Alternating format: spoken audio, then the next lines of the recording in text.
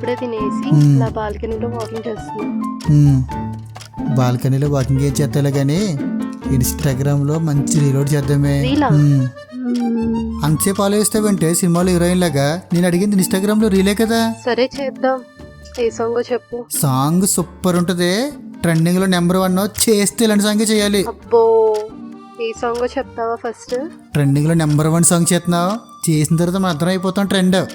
ఒరే సచ్చినోడా, first song ఏంటో చెప్పి చావరా. చెప్తున్నాను ఉండవే, ఇంతకే అంత లిసుకేసుకుంటావు.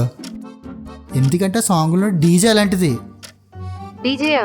డీజే అంటే దువ్వాడ జగన్నాథం, అదే అల్లు అర్జున్ మూవీయేగా.